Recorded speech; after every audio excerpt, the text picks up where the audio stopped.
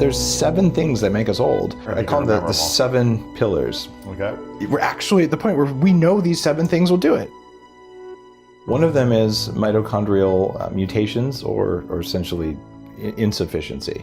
I wanted to make enough energy to repair a cell. I couldn't make enough energy with the food you gave me or with the state of the cell, so I didn't repair the cell, and then bad things happen. And then you get old. Yeah. And so if that's one, the next one is something that I call cellular straitjackets. Everyone's heard of beta amyloid plaque because, we have Alzheimer's disease, everyone has amyloid. But what you don't know is amyloid forms throughout your body in all of your proteins because it's almost like a cellular level scar tissue. Imagine each cell, every time it gets inflamed, it just wants to get a little bit more scar tissue. This is happening. If you're gonna live to at least 180 like I am, you might want it to happen a little bit less, otherwise I'm gonna be walking around pretty stiff when I'm old. That one, it turns out what you eat really matters, because if you eat stuff that makes you inflamed, that constant chronic low levels of inflammation, that's what does that. Builds up, yeah. Yeah, so you're talking 20, 30 years after this stuff starts, and all of a sudden just bad stuff is going on in your body, you don't know why, and literally the cells can't move the way they're supposed to move.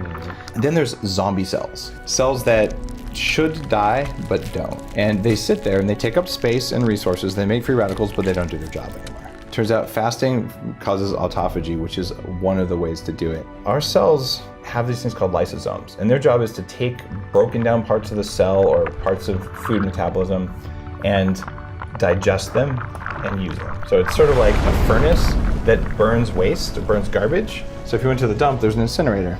But what if you put stuff in the incinerator that wouldn't burn? Eventually it gets full and you can't use the incinerator because there's no more space to put stuff in. Well, that's happening in your cells right now.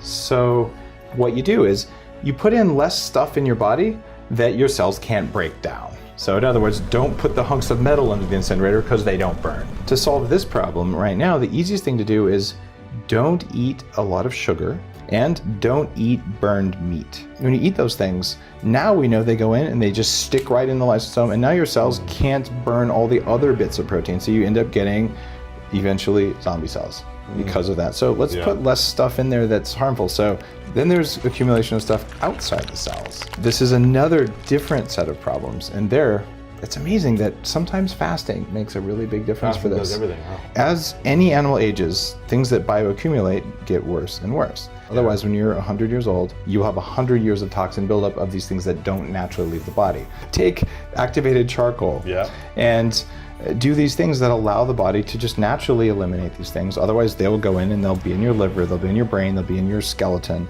and they'll be in your nervous system. One of the other 7 pillars of aging is the telomere. If you have normal telomeres, you can copy a cell 37 times and then it won't do anything. And at that point, you get zombie cells. There's a Russian peptide, which is a small group of amino acids that's injectable. You inject it for 10 days once every 6 months, and it dramatically lengthens telomeres. So you can do that, and it costs $50. Epitalon, E-P-I-T-A-L-O-N. Number 7 is loss of tissue. And if you are going to live for 100, 150 years, it's almost like having an investment in a bank account that compounds.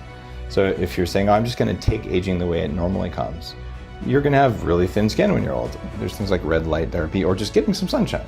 Not too much sunshine, but not no sunshine either. And so I feel that when we have a world full of people who have the wisdom of having experienced things, enough energy and enough desire to get back, it saves the rest of us a lot of time and energy to have the village elder actually not have Alzheimer's disease and not be in a hospital. I feel safe now saying that we can turn the biological clock in ourselves backwards because now we know why we age and what to do about it. You want to learn about the key foods you need to eat to master your health?